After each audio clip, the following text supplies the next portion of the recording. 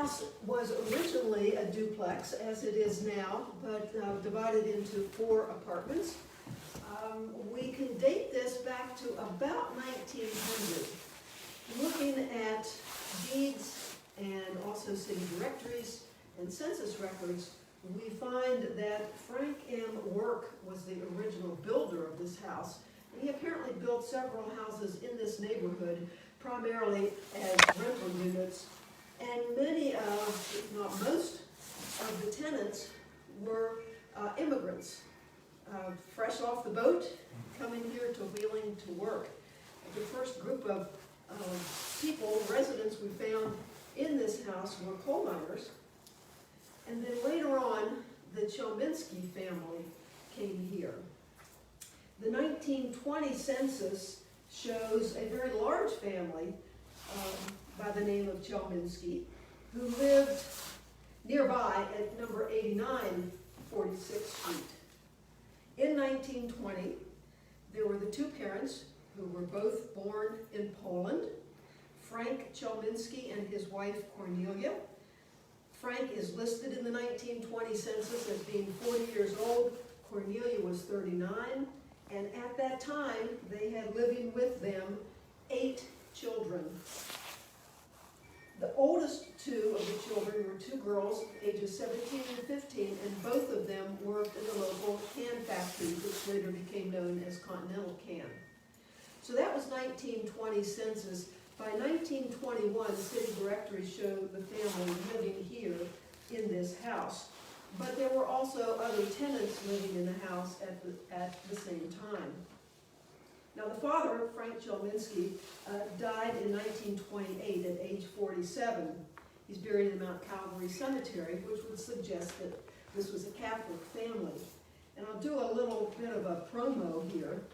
There is a wonderful, relatively new book written by Hal Gorby, Wheeling's Polonia, and it focuses on primarily the Polish immigrants of South Wheeling. This was quite the place to come back in the day, and you see many, many families from Poland and other European countries coming here to work in the mills and the factories and so forth. By 1940, the wife Cornelia is still living here. She is age 57 at that point, and 5 of her children are still living under roof. Their ages ranged from 35 to 24, and most of them still worked in Continental Can. Now, one of the daughters was named Frances, and Frances later married a man by the name of George Velas, and they eventually inherited this property.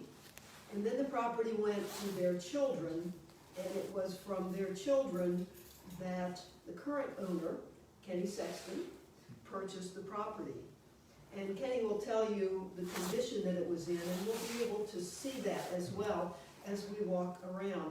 This is a good inspiration, I think, to see a property that was never one of the grand homes in this area, but it was functional and it was important to this neighborhood.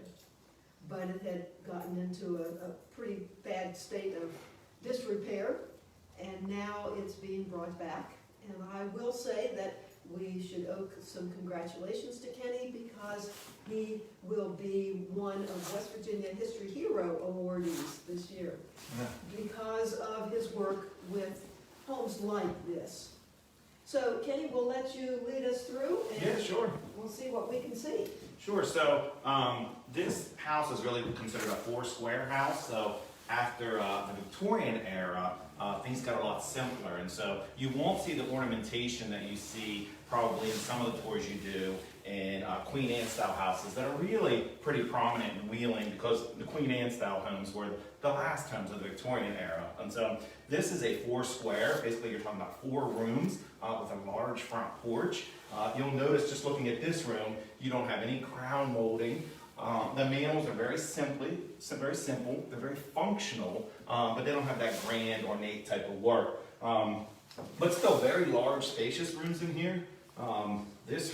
This house, the day I purchased it, we had these large dumpsters come in. These dumpsters were 14 feet high and then 24 feet long, and we filled up 2 of them just with the stuff that was in this house. Because, like Gene said, when Francis and George die in 99 and 2002, the boys inherit the house, but they do nothing. They remove nothing.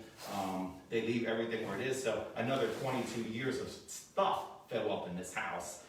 So when the last boy dies, which is George Velas Jr., the house sits for years, and everything's left in it, right? So you're talking about 100 years of stuff that has to be either discarded or sent to organizations and things like that. But one of the advantages of that is that you were able to find some photographs of the family, and you have salvaged those, and we'll see those in just a minute. That's right. So I feel like, even after Gene's great work on the family, I feel like I know these people, right? Because I've seen their pictures, I know where they work, I know how many children they have. So this room, what's interesting is, when you first see it, these walls are all the original walls. So these are plaster walls with lath board behind them. You can still see some of the pattern in them.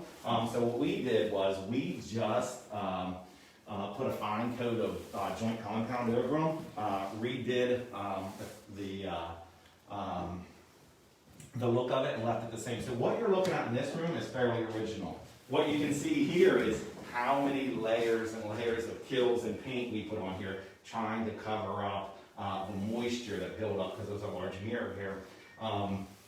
But again, when you're doing these houses, it just takes time, right? So we'll just keep painting over it and painting over it until eventually it will disappear. But really in this room, we skin coated every one of the walls. A lot of paint, a lot of cleaning, a lot of debris removal, but this room's pretty original to the way it looked. And in some of the pictures, you can still see the mantle and the carp and the archways and things like that. And a cute little peephole in the door. Yeah, so if you, even back in the day, for security reasons, you would open this, right?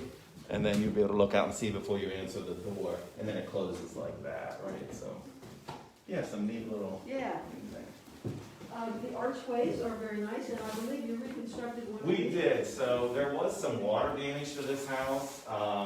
Like many of these houses, right around the chimneys, the flashing will give way, and the water leak was there, so there was some damage there, and so we had to reconstruct that. We wanted to make it look very similar to the original archway, so we built it in that way. And then when you come down here, we put in a little area, because again, these houses are old, but they have to be functional for new people. So we'll be a closet door here, and this will be like for coats and vacuum cleaners and things like that. The floors are not original. They're much wider planks underneath, but at some point, the Velases laid down flooring in here, and as a cost-saving measure, in area rugs, the 1-inch flooring was put around, but in the middle, what you'll find is areas where they put area rugs, right? So you'll notice this is all, and this floor hasn't been done yet, but you'll notice this is all hardwood, but in the middle area, this is where the area rugs would be. So again, this room here, again, a lot of scraping, a lot of joint compound, and a lot of time in putting this back together. But all the woodwork is original. It was in really bad shape, so we had to piece it together. But again, mostly just paint and some drywall. The lighting is all new, and we had to replace doors. Now when you come into the kitchen, these rooms are huge, right? So these are 15 by 16. I suspect this house was probably updated in the 70s or 80s if you look at the countertops.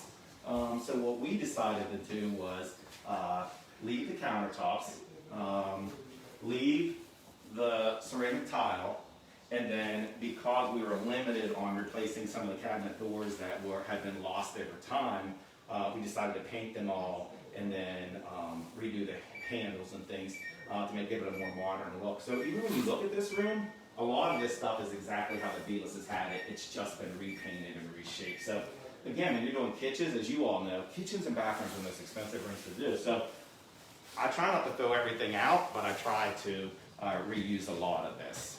So we think this would be George and Francis Velas. Francis was a Chelminski, her maiden name. Here they are again, and you can see the hallway with the arch in there. Yeah. There's a bookcase there, and this is where these pictures were found. And this picture I absolutely love. This could have been the original family, and notice that they are surrounding the Catholic priest at the time. As I said, this area was very heavily populated by Eastern European immigrants, many of whom were Catholic, and the Catholic religion was a very important part of their lives. Now in these pictures, you can see that this is Pulaski Field before the fence and the ballpark's put in, because when you look up here, that house is still over there on 46th Street. And so this is in front of the Velas house. All right, and then we have laundry area and a new bathroom. Mm-hmm.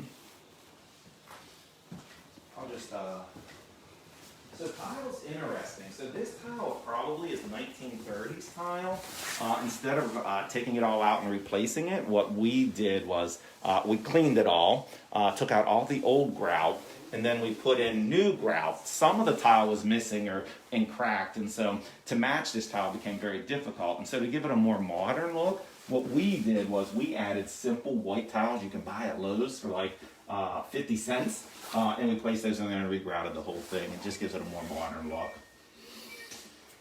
And then talk about the Yeah, so little cupboard there. one of the disadvantages to houses like this in my mind is there's just not a lot of storage. People just didn't have the clothes that we have today, so closets are very small. They didn't have the possessions that we have today. They certainly didn't have the personal hygiene items that we have today, and so this bathroom just wasn't functional for somebody in the 21st century. So I went to Sibs and found these two doors, and then what we did was we cut open, because the studs that house in between these houses are very wide. They're not traditional 2x4s. They're 2x12s, so which gave me a lot of depth. So when I opened that up, I could tell that, and if you look, this is one of the original ones here. We opened that up, put backer board back there, and then built these shelves and then attached it and painted it all white. And so it can serve as a linen closet and things like that. So sometimes you have to make adjustments to these houses to make them more functional. So this half of the house, or this fourth of the house, is nearing completion. Mm-hmm. And we will be able to see the other side of the house. So we get both a before and a during, almost after tour, all in one day. So now you're going to see, and again, what we're going to look at now is similar to what we just looked at here. This is finished, and these rooms look exactly like this. So we'll go upstairs and look at the upstairs apartment.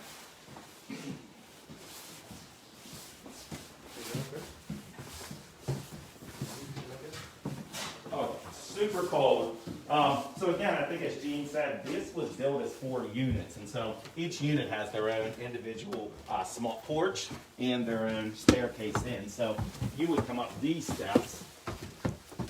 Now the thing about this is, and I ripped it out, is when this house was redone, paneling was super popular, and so you can tell by looking at this kind of pattern that someone had used glued it on and put paneling up here. But I didn't like paneling that well on houses like this, and so we ripped it all down. We will skim coat all of these walls. It'll be a lot of sanding, but then they'll come back to just like the ones up downstairs. And sometimes you have to put in some kind of texture to hide some of the blemishes. But again, I love lapboard, so I'm a lapboard kind of guy. I don't take all this down, and I don't put up new drywall everywhere, because lapboard is much thicker. So this lapboard is about 1.5 inches thick, right?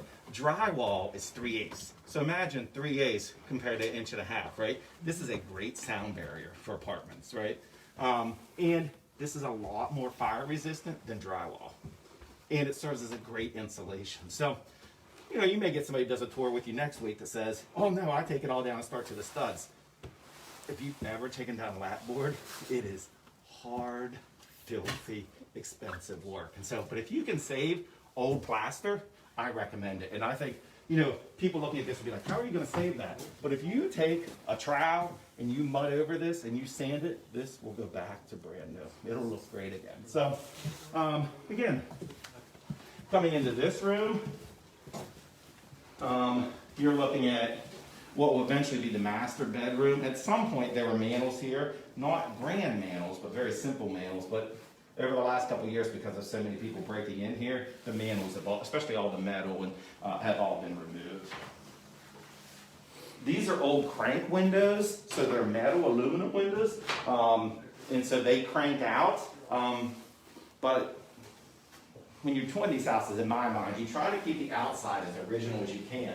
So I've replaced all of the storm windows and the windows that are broken. So Allied Plate will, you take it to them, they'll put it in there for you, and then these windows will stay. But you know, double pane windows are better than single pane. But these are double pane in the sense that they have a storm window and a regular window and crank. So, you know, when I do the outside of the houses, I try to keep them as much original as you can.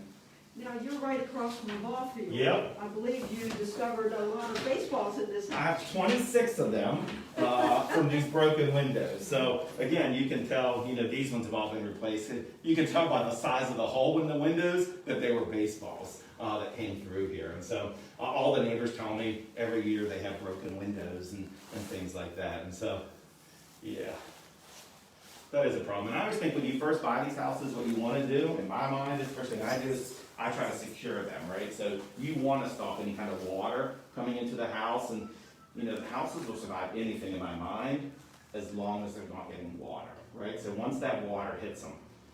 So this house had a couple leaks in the ceiling, and then it had some broken windows, and of course the doorways had all been busted in, so people were in and out of it. And so the first thing I did was try to secure it by, you know, replacing the windows, repairing the roof temporarily so no more water damage would occur, and then replace all the broken doors that enter the house. And I just think that's where you want to start in my mind. Often I'll see people working on houses on the inside, but you know, you want to secure it and stabilize it so no more damage occurs.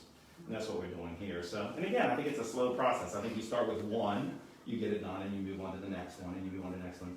In my mind, the way I look at this, anybody who's thinking about getting into this, you know, you don't want to, you know, say, I'm going to fix 4 apartments all at once. You just can't fix 4 apartments all at once.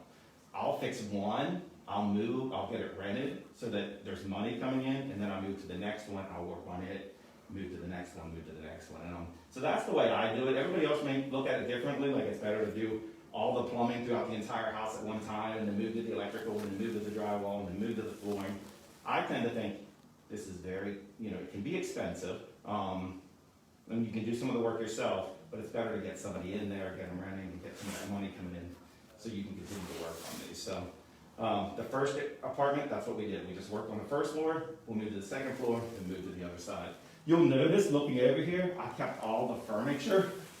This is probably 1950s, I guess, maybe that waterfall kind of look. But in remarkable, because I'm really convinced that the boys that lived here never came to the upper floors. All right, so this furniture really has no marks on it. And there's a ton of it.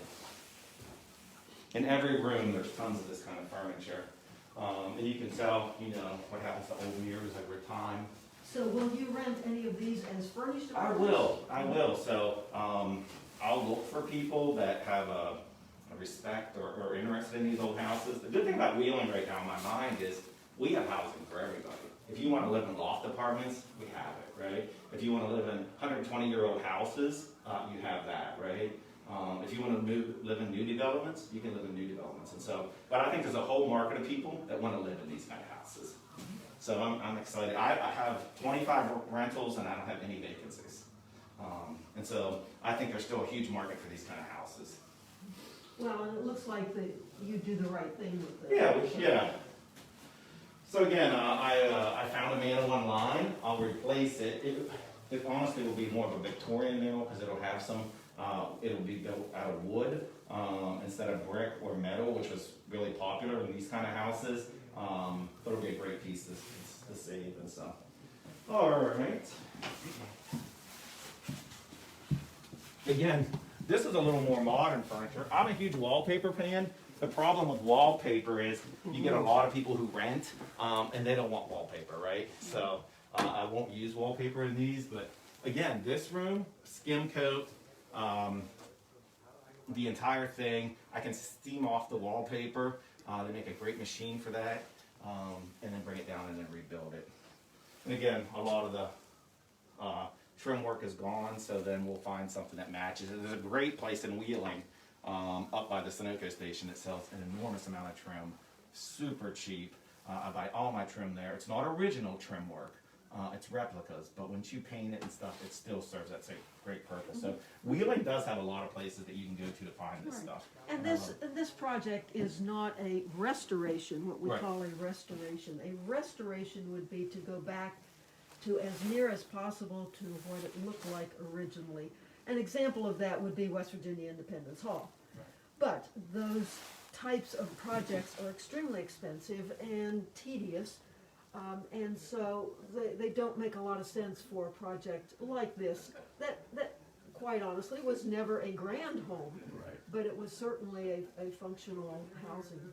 Yeah, I think that's a great point to make. Like, I'm not a restorationist, right? So that takes a lot of money, and sometimes you have to get government help here. These houses, like, I'm a preservationist since the house, we want to preserve the house. Yeah. But yeah, there's a huge difference, and I think, you don't have to be a reservationist to do this. You just Yeah. have to be somebody who likes old houses and wants to see them come back home. Exactly, Yeah. and there are different needs for different buildings. Yep, I think that's a great, beautiful point.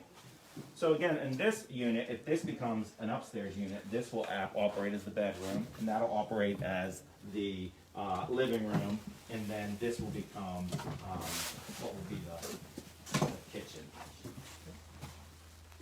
And again, all we've done up here really is stripped it down and start to insulate.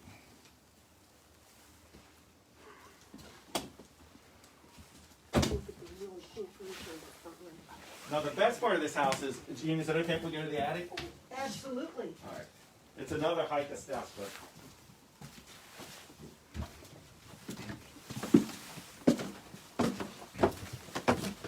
The guy who built these Mr. Works, I don't know what he had envisioned. I suppose he wanted these to be homes, and so he made these attics so huge, I guess, for storage. But this is just one size of it. And again, 100 years of stuff was left up here that we emptied out. But a great size. Again, you can see the lap board.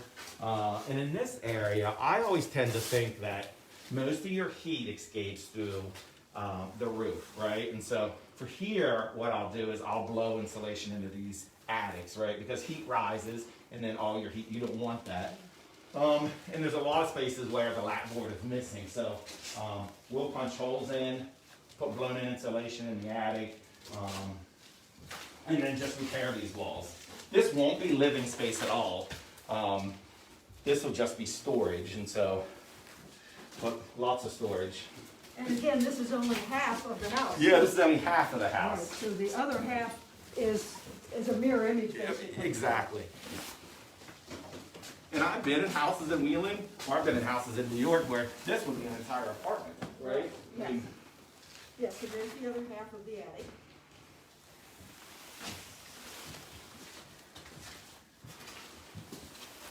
Yeah.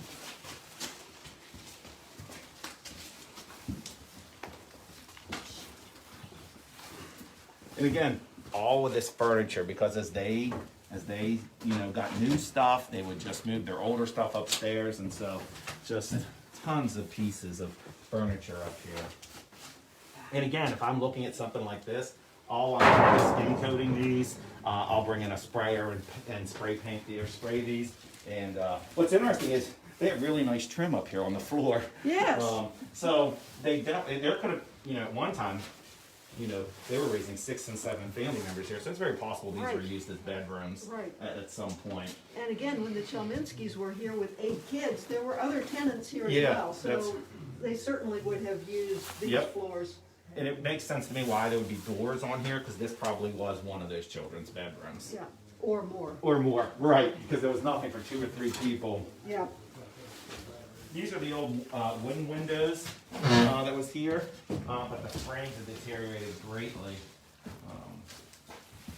So yeah, we can flip right through here if you like. Because now we're on the other side. We're in 79, and again, Jean, it's just identical to the other side. I think in Jean's presentation, she was talking about a Continental can that the family worked here, and here happens to be a Continental can container.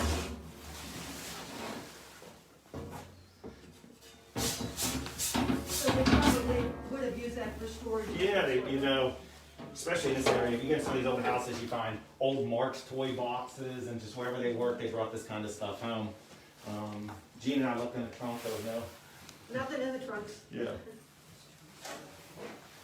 The last Velas that lived here, he was like a TV repairman. He loved to tinker with things. And so the thing about people in the past used everything, right? So they found a way to use everything. So these are all antifreeze cans, and in each one of these cans, he had different items to make repairs to small electronic devices, like small transistor radios, and there were tons of tubes here, and each one of these cans housed this stuff. Just unbelievable. And it was super organized, all set up. And you can see here how he had built for his tools, right? Different types of pliers. Wow. Yeah. Yep. But I would say it's interesting how wide they made. My attic stairs are very, very narrow. And in these particular units, these stairwells are very wide, over 3 feet, which is code today. But back in the day, it wasn't code, and they made them super wide. Now you can see what's interesting in this part of the house is there was no broken windows because they all hit the front where the ball field was. So these windows are still pretty well intact. The thing about these old houses, what's missing here? No insulation. But that's what lapboard serves as. If you pull this off, now you can see this is missing, but when they would make this and they would use horsehair and stuff to put in there, it would then act as an insulation for all of this. So then while that's off, you'll add insulation Yep. before you... Yep. What's interesting about this house is at some point, the Velases or the Chelminskis, they added a second wood siding on the outside. So there's 2 different sidings on the outside, which also helps with your insulation. So I like that. But yeah, since I have this open, we'll insulate all this. Because this side has not been lived in for a long time. And you can just tell by the light fixtures. The other side had been updated more recently, but this side, I suspect probably the 60s, just looking around at it. But great size rooms, and really, And nice tall ceilings. yeah, not very nice. Now again, when houses are like people, they like to be warm, and when they're left cold for a very long time, this is what you get, right? This stuff just starts to peel off. But that light behind you is just a great light.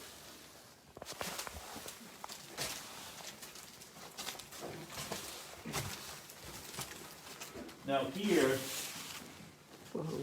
you can see the water damage, what happens, right? Over time it leaks through the first floor, it keeps doing it, leaks through, hits the second floor and all the way down. It's a very pretty mantle. Yeah. More than one layer of wallpaper. Yes, yeah.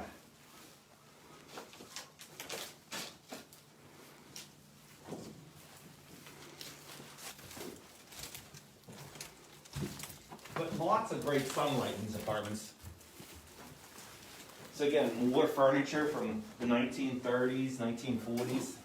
This is more modern here, but these ones are great pieces.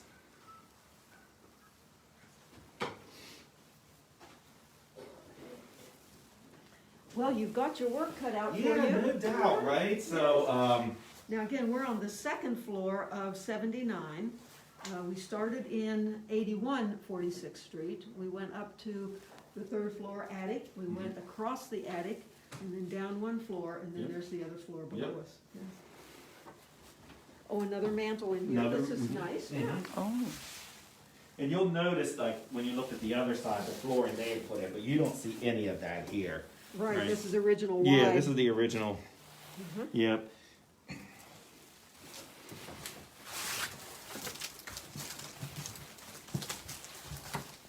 Now we'll go down to the first floor.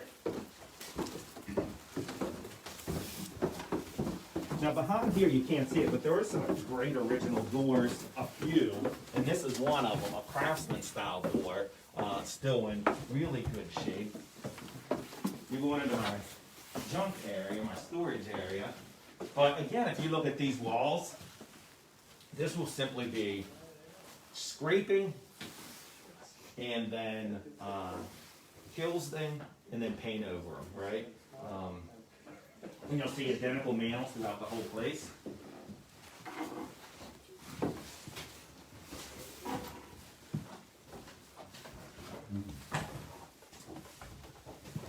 Now this kitchen is probably in the same condition as the kitchen from the first apartment you saw. But again, there are lots of tile workers in this area. So all this tile I'll try to save. The ceiling will most have to be replaced. But again, old tile, you just regrout it. So if you remember what the other kitchen looked like, this is a before. Yes. Yep. Now these are old metal cabinets, right? Oh, okay. But, you know, I don't know, we haven't been over here yet, and then the porcelain sink, figure out, but again, it's amazing what paint will do, so.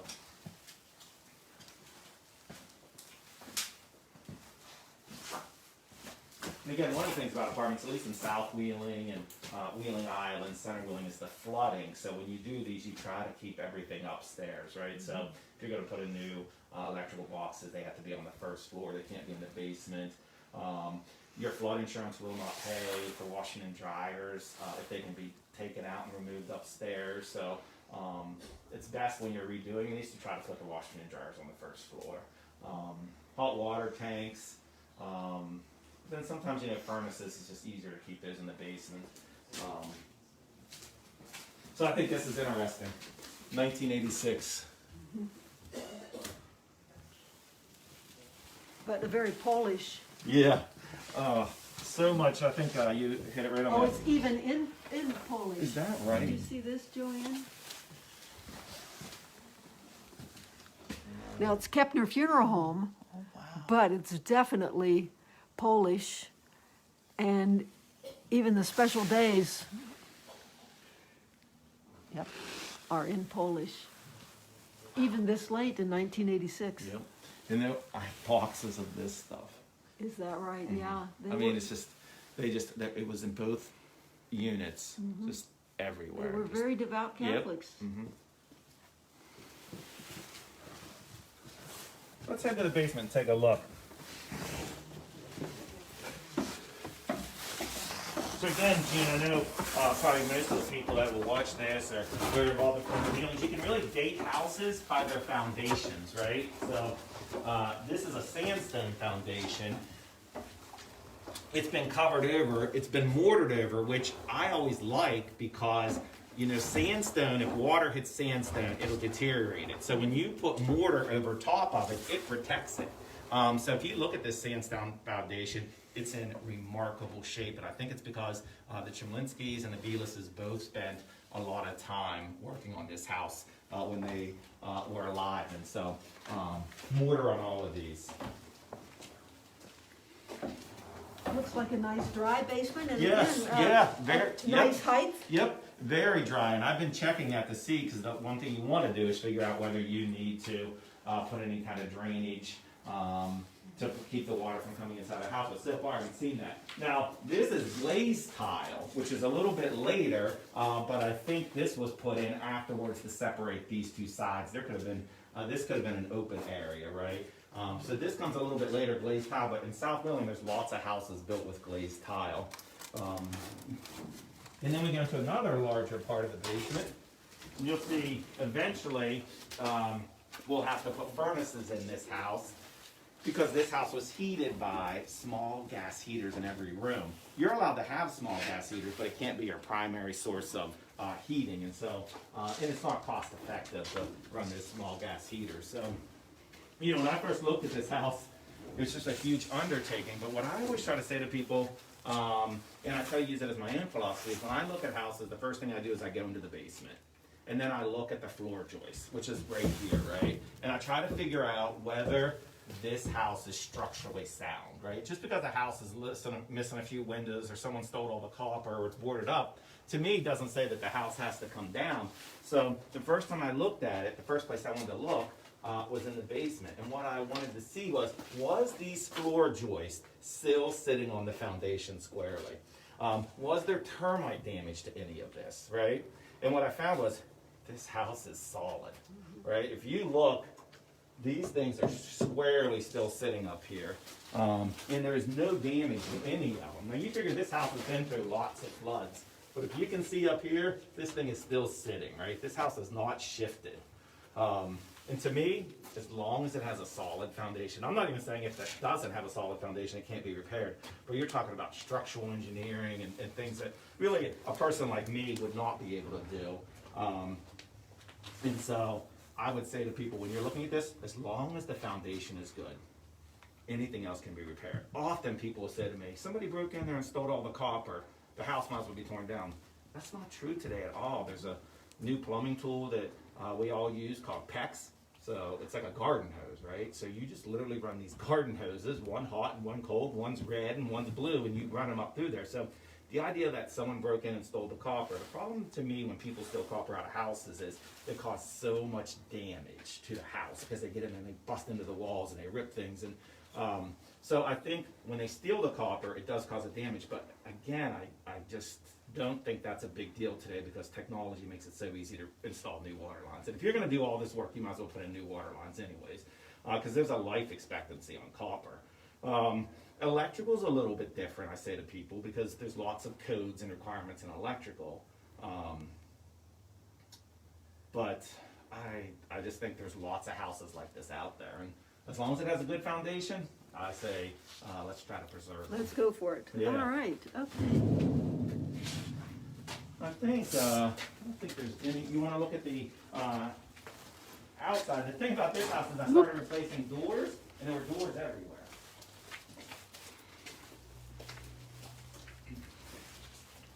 There's just doors and little porches.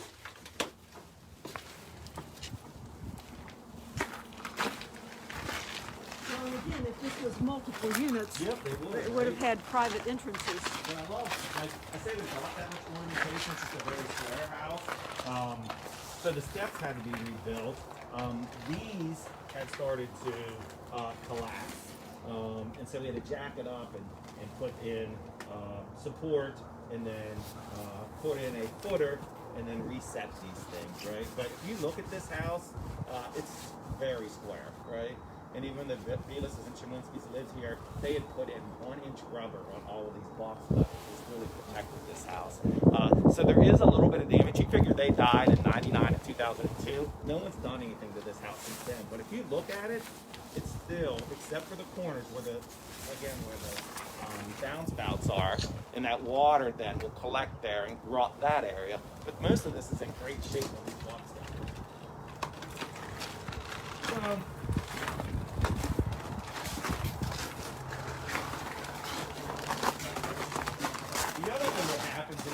Like this is when people think the houses are going to be knocked down, they start to throw in all their garbage because they figure the city's going to come in and pay someone to tear it all out, and these big trucks come in and they load it all up and take it out of here. So what happened was all of this debris was thrown here, just filled with garbage, and I'm still trying to get rid of old tires, which is a challenge, right?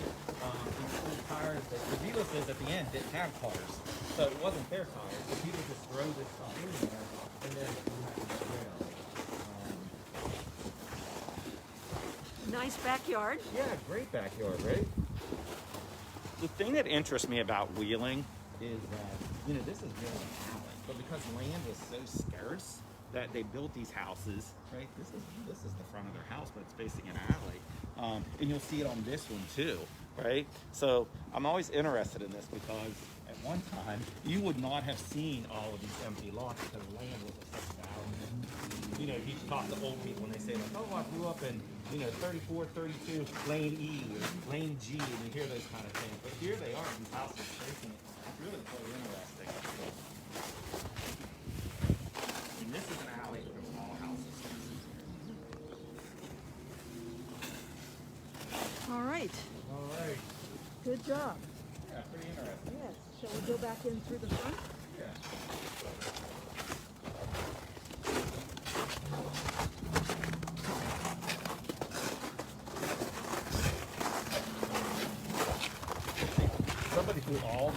Somebody dumped a whole truckload of dirt here. It took me a week and I put some of it here, put some over there, hauled some to other houses, and hopefully this will settle down. But they just backed the truck in here and threw in all this dirt.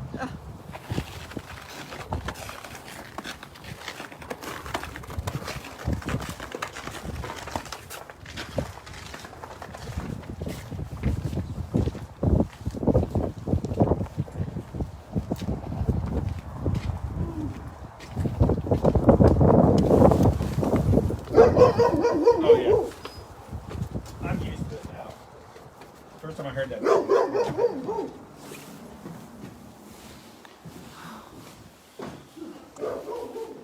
right.